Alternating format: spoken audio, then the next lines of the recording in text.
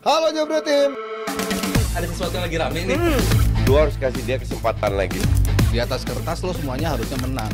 Ada bahasan yang paling ditunggu-tunggu. Lanjut lagi sesuai dengan judul, musim baru Manchester City akan dimulai lawan Chelsea. Ini pertanyaannya, big match atau enggak? Berat atau gampang? Kalau dari POV City bukan lawan yang sulit karena kemarin pramusim juga cukup bisa menang dengan mudah lawan tim lawan bocil-bocil itu dengan setengah pemain cadangan tapi bisa mengalahkan Chelsea. Tapi kalau dari POV Chelsea ini cukup berat buat mulai musim dan ini mungkin menjadi tolak ukur mereka sejauh mana persiapan mereka dan mungkin bisa menjadi kejutan di awal musim dan membuat orang yang selama ini meremehkan Chelsea, wow, hati-hati, Chelsea datang dengan wajah baru di bawah Enzo Maresca. Nah, lawan United nggak ada yang spesial dari permainan City karena bahkan Pep kelihatan kemarin ke bawah sama counter press-nya walaupun mereka akhirnya bisa menang di akhir-akhir dengan pemain-pemainnya pada datang semua. Lu nonton di mana, Ji? Hah?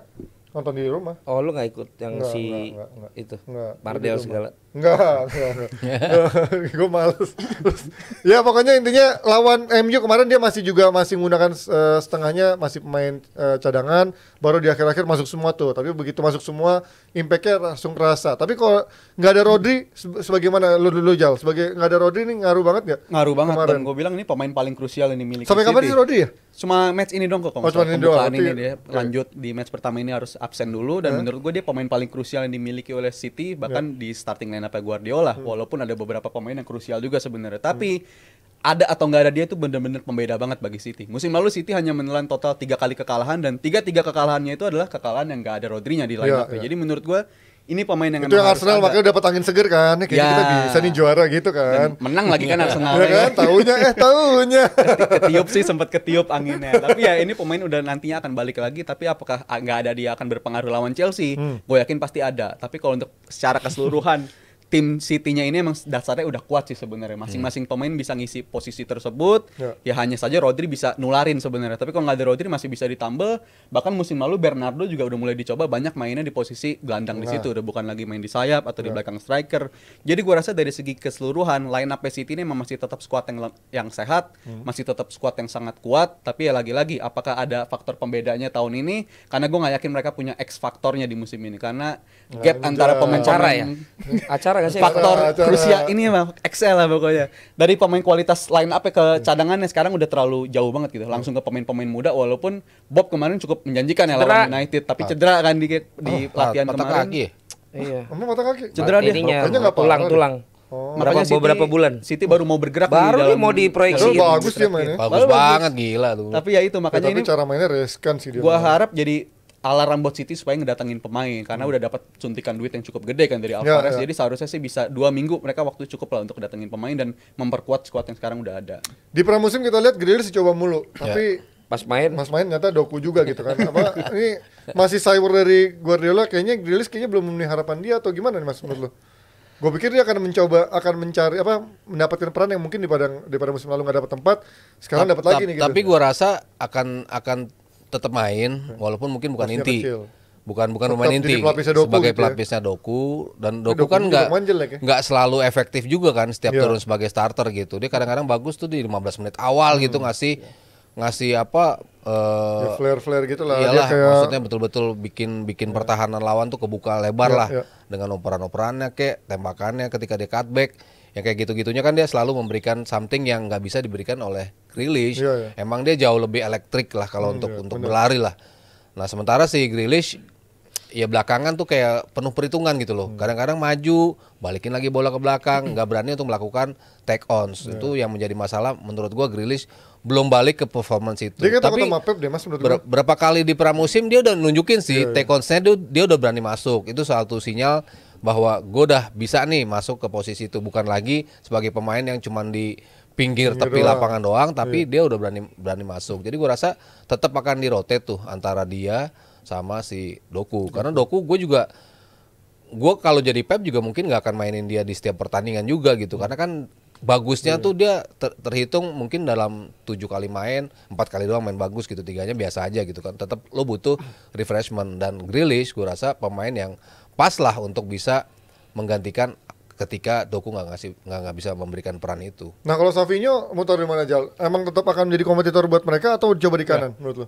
Dia sih kemarin dicoba lawan MU mainnya di kiri, Kiri ya, juga tapi kan, di beberapa makanya momen komentator rilis juga tuh. bahkan terjadinya gol City, golnya Bernardo itu malah situasinya si Savinho ada di kanan, Iya bikin kan? situasi double. Dan menurut gua kalau soal di kiri atau di kanan, Guardiola ini cukup fleksibel lah dalam ngelakuin itu, walaupun kadang dia agak strict juga ya, main kalau lu di kiri udah di kiri aja, tapi di beberapa situasi tertentu lah mereka kadang kerap kali bikin situasi double, dan itu untuk bisa memecah pertahanan lawan tuh cukup efektif. Dan kalau untuk Savinho sendiri, jujur sampai sekarang gue masih skeptis apakah dia bisa sesuai standar untuk permainan City atau gimana, karena wingernya pun sekarang udah numpuk sebenarnya kalau untuk posisi identiknya winger ya. Tapi kalau untuk posisi terbaik Savinho, gue masih tetap pakai dia mungkin di kiri aja sih, karena lurusannya sama si Gvardiol ya. Gvardiol sendiri kan dalam beberapa pekan terakhir, khususnya 2 bulan terakhir musim lalu, meningkat banget permainannya dari segi ofensif dan juga pertahanan. Jadi menurut gue di kiri dia akan lebih terjaga apabila ada Gvardiol yang di belakangnya. Jadi posisi kiri menurut gue paling ideal buat Savinho. Gimana lu ngeliat sekarang komposisi depan City gimana dengan Gua ada Savinho? gua sih tertarik sama si Justin hari apa ya? Hari Senin ya, ngomong pelatih itu, kalau gua kan lihat yang sekarang ini kan juga pakai data kan gitu untuk menentukan pemain untuk bisa tampil gitu. Tapi Koci kan bilang bahwa dia tetap percaya kalau pelatih itu pakai selera.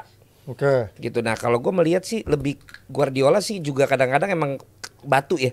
Kalau dia emang udah pengen nyantelin pemain, Itu. berani cantelin terus gitu. Nah, kasusnya Grealish gue lihat kan dia coba dikasih kesempatan pas preseason tuh. Posisi terbalik, gue jadi host ya. Iya, gini.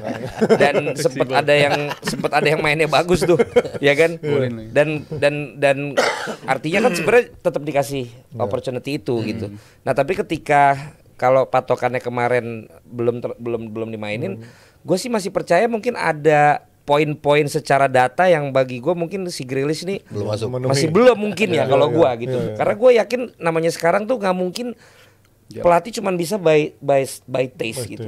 Karena pasti ada hal-hal yang Pasti ada ketahuan yang analytical-nya ternyata dia gini nih soalnya ini gini gitu loh, yang mungkin kayaknya lo mendingan mainin dia dulu gitu. Tapi ya gua nggak tahu deh apakah menurut lo juga bertiga setuju sama Justin atau yang gue baca kan gitu ya, bahwa sekarang lo harus benar-benar tetap percaya walaupun lo pelatih yang merupakan kayak, Kecuali Ancelotti kayaknya nggak pakai data tuh. iya kan kalau yang dulu-dulu emang pasti gitu mas, gitu loh. Tapi ternyata mau nggak mau sekarang tetap harus dibantu dengan angka-angka itu gitu. Kalau masalah Grealish, kalau gue lihat sih ada kesana sih. Terutama kalau menurut Pep gua. yang rigid sistemnya kan. Iya, Dia iya. butuh pemain yang betul-betul di analitiknya begini gitu kan. Mungkin ya. Tapi kadang-kadang kan Grealish suka nggak begitu menjaga nutrisi dan juga bentuk tubuhnya kan, dengan dia lifestyle, makan, minum dan lain-lain, agak kegendutan tuh memang dia membuat Bukan bagus badannya, cuman doyan minum. enggak, cuman suka agak buncit. Jadi ketika belum memenuhi misalkan berat badan segini Harus di cut off harus dulu di cut off kan. dulu sebelum dia bisa masuk timnya gitu Larinya kan. ke betis dia sih. Ya, emang gede dia. Iya, dia suka ini beca kadang-kadang. Nah,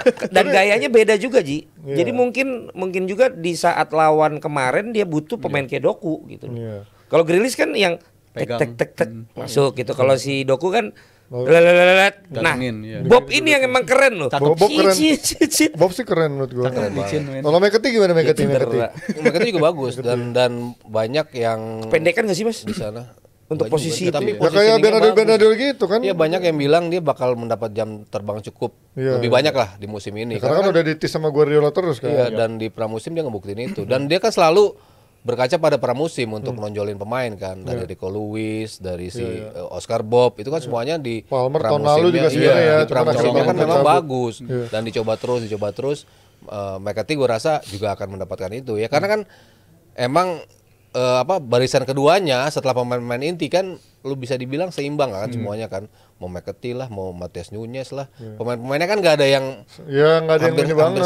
sama pemain inti. Jadi ya lo masukin siapapun, gua rasa impactnya nggak akan besar seperti pemain inti itu. Tapi ya mereka bisa ngimbangin gitu. Dan gua rasa McCarthy itu masuk ke bracket itu. Nah tapi kalau transfer City ini kan dengan gak adanya Alvarez, artinya dia masih punya peluang atau punya dana segar untuk bisa beli pemain last minute lah sampai akhir-akhir bulan ini kan. Tapi dia akan lakuin atau akan melakukan pembelian yang signifikan atau yang besar, atau memang wait and see sambil nunggu nih, katanya Desember ini kan ada penentuan nih katanya yang WikiLeaks-nya 115 pasal itu. Menurut lo gimana? Gua rasa mereka akan hati-hati banget saya dalam memantau bursa transfer kali ini di Agustus kali ini, karena jangan sampai mereka ngedatengin pemain yang malah nutup kemungkinan Bob untuk ketika dia balik jadi ketutup gitu mainnya. Jadi menurut gua akan lebih wise apabila mereka jangan beli yang untuk jangka panjang gitu. Mungkin untuk nambel-nambel aja masih bisa. Karena sayang, jangan sampai mereka harus belajar dari musim lalu ngelepas si Palmer. Kayak modal Kovacic gitu. Iya, modal kayak Kovacic itu kan bisa untuk nutup-nutup. Jangan sampai mereka ngelakuin kesalahan yang sama kayak ngelepas Palmer. Ternyata kualitasnya siapa yang nyangka dia bisa meledaknya langsung outputnya bisa sebanyak itu gitu langsung. Jadi menurut gua pemain-pemain seperti McCarthy, Oscar Bob tuh penting banget untuk di-keep dan jangan sampai development mereka terbatas hanya karena City ngerespon dari cederanya Bob ini dengan beli pemain yang sama-sama long term juga. Pertanyaan gue pengganti Haaland pinter. siapa? Apanya? Pengganti Haaland ya? Haaland. Kalau Haaland cedera atau Haaland Nah, absen? itu tricky banget sih. Dan Ya juga kan? kalau ngomongin pasaran Siapa? Alvarez nggak ada ya? Iya. Iya, udah dan dijual. pasaran lini depan pun menurut gua minim banget yang sesuai dari segi profile mau jadi pemain pelapis Haaland dan dari segi harga dan juga kalau Kalau dia di main City sendiri, kira-kira menurut lu siapa yang akan diproyeksikan menjadi kayak model false nine nih? padahal mereka musim lalu kan punya Liam Delap ya untuk pemain-pemain cadangan itu tapi Liam Delap musim Nggak ini mungkin dilepas. dimasukin di Premier League Dan lagi pula dijual kan juga juga. kan dijual dengan harga 15 juta. Jadi menurut gua gap untuk pasaran pemain-pemain. Ipswich ya? Iya. Iya, Nah, tapi kan dia dapat promosi. duit gede juga. Iya justru itu. Tapi kayaknya kan kayaknya dia masih hati-hati lah dengan yang isu pasal 115 ini. Iya, iya. Tapi mereka nggak pernah gegabah kan belakangan ini Smart signing untuk juga beli kan. pemain tuh mereka udah Iya nggak pernah. juga. Ya Haaland aja cuman gocap mereka. Kecuali belinya Matheus kan Nunes waktu lah, 40 ya nggak salah ya. Sebelumnya Iya, Calvin Phillips. maksudnya udah nggak tinggi-tinggi lagi. Iya, Belakangan kan mereka selalu di range 50-an. Ya kecuali Guardiola Guardiola, kan 80 iya. juta Karena dia butuh kan ya. back Iya, termahal bukan. juga Kalau kan. kecuali dia memang butuh banget ya kayak gitu.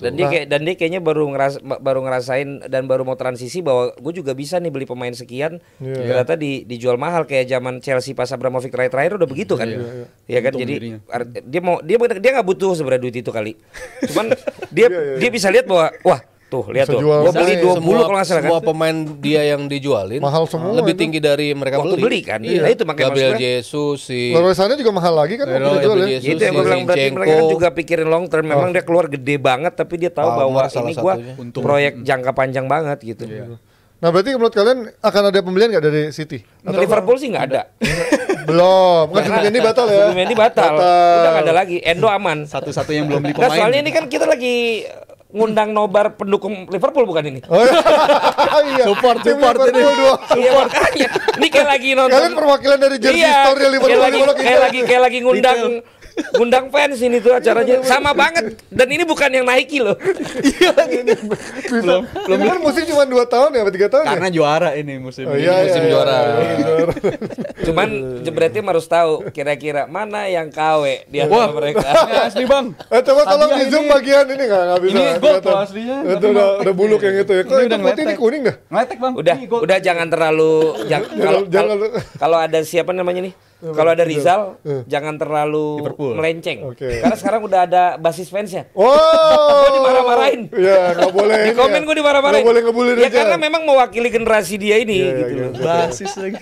Oke, sebelum kita pindah ke Chelsea, ada informasi penting buat Jebret Tim. Kalau tiap hari Selasa jam 7 malam di Pasti Bisa Coffee Pancoran, kita adain komunitas pundit Indonesia. Ini terbuka buat kalian yang pengen mencoba menjadi pandit tapi bingung gimana caranya sih atau gimana mulainya. Nah, ini langsung aja datang setiap Selasa jam 7 malam di Pasti Bisa Coffee Pancoran. Silakan datang ke Pasti Bisa Coffee Pancoran setiap hari Selasa karena kita akan bisa sama-sama belajar gimana caranya menjadi pandit, gimana caranya berargumen, gimana caranya berdiskusi bersama calon-calon pandit lainnya. Next kita lanjut ke Chelsea.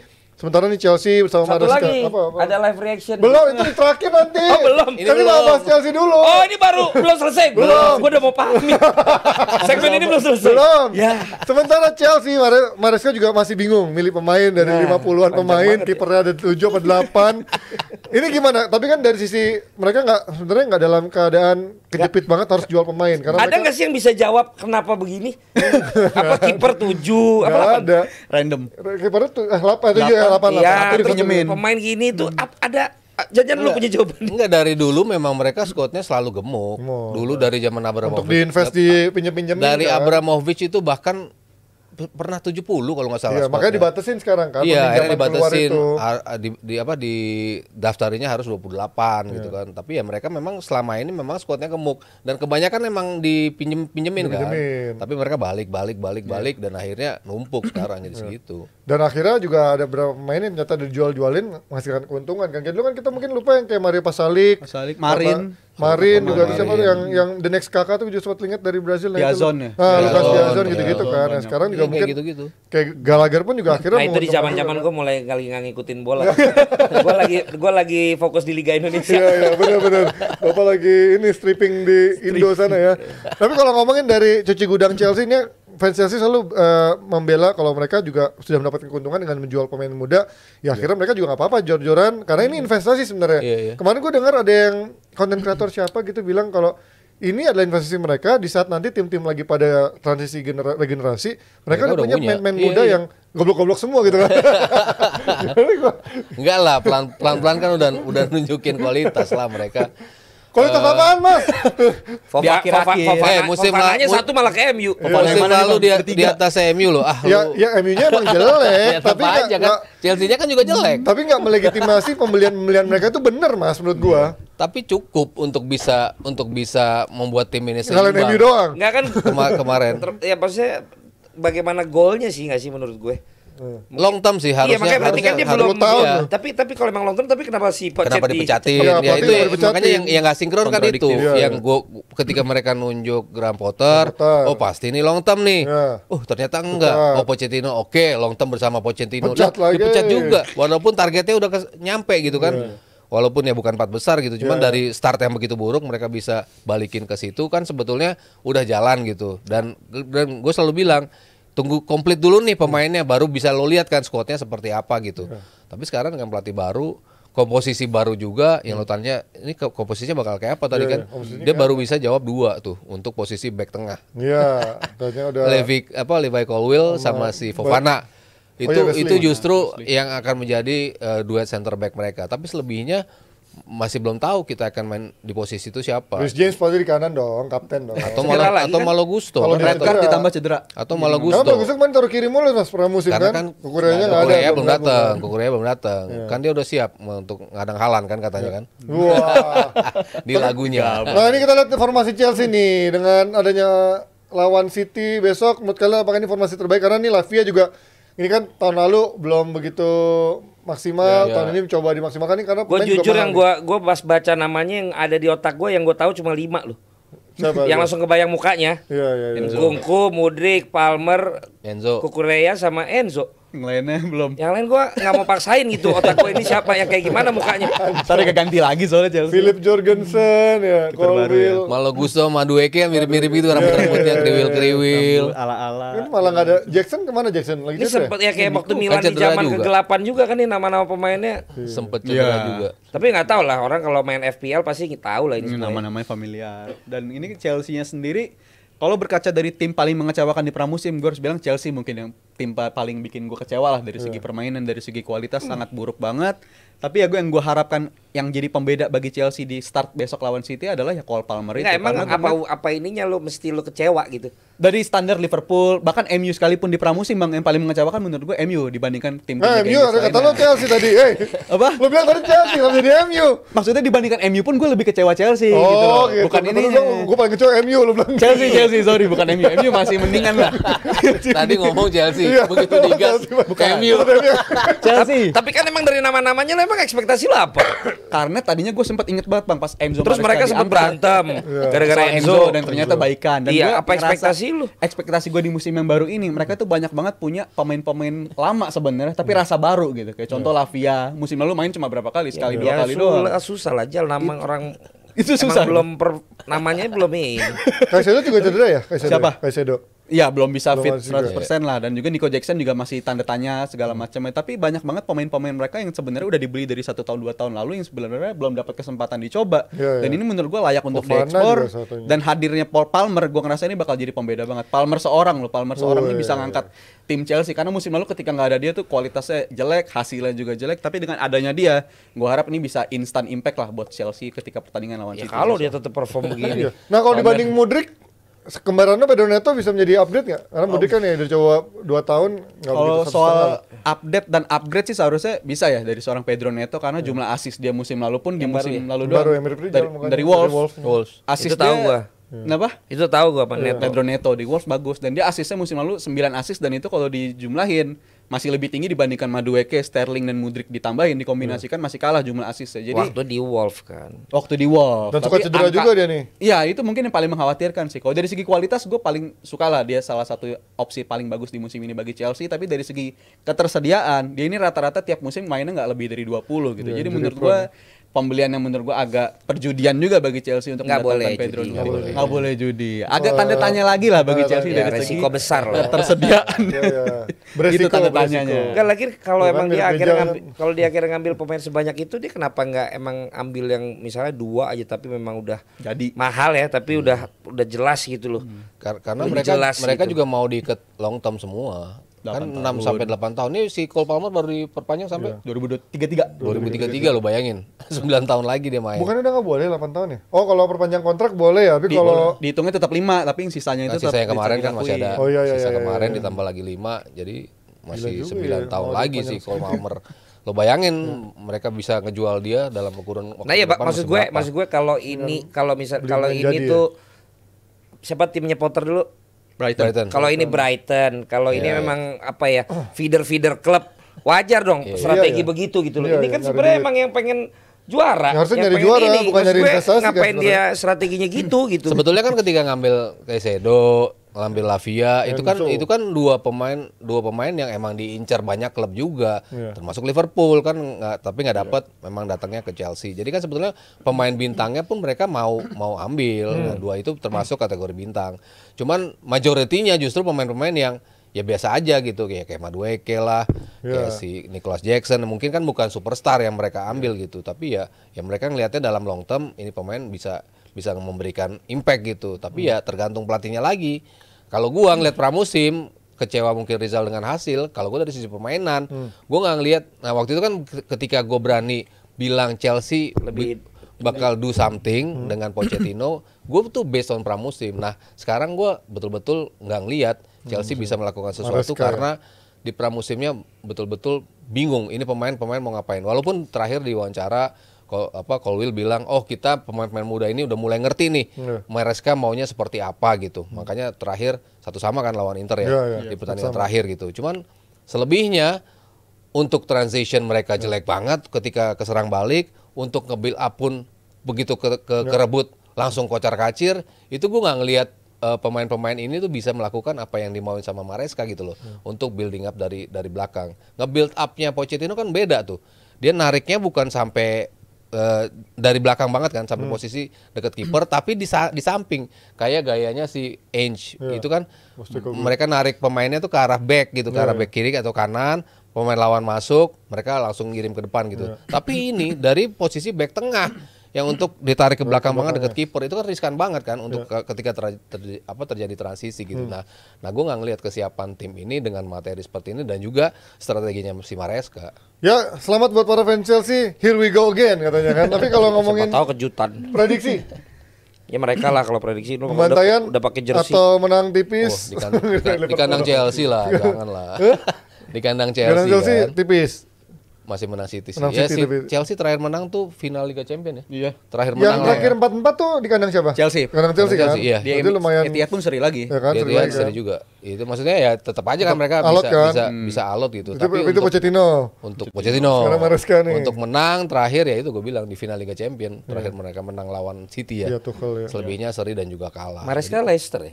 Leicester promosi. Lo Jal? Ya, Leicester yang bukan lagi prime loh. Iya. Diambil langsung ke Chelsea. Dodol. Lo Jal? Prediksi gue masih menang City tapi Chelsea-nya ada perlawanan. Gue rasa itu ada perbaikan Palmer. karena faktor Palmer itu. Si Palmer itu akan jadi pembeda. Situmorang. Palmer Situmorang. Bukan. Jadi masih menang City tapi ada perlawanan dari Chelsea. Seberapa optimis kalian fans Chelsea? Kasih komentar di kolom komen. Dan Manchester City atau Chelsea yang bakal mulai perjalanan musim baru ini dengan indah kita lihat siapa yang akan memulai mendapatkan 3 poin atau mungkin akan bermain imbang sama-sama 1 poin karena City pun juga biasanya di awal Startnya musim lambat ya? suka startnya lambat. Nah, kita akan saksikan besok karena Jebret Media juga akan ada live reaction Chelsea lawan City hari Minggu 18 Agustus jam 21.30 waktu Indonesia Barat. Catat tanggal dan waktunya 18 Agustus jam 21.30 waktu Indonesia Barat. Mari kita lanjut ke video berikutnya. Halo Jebret Tim. Ada sesuatu yang lagi rame nih. Lu harus kasih dia kesempatan lagi.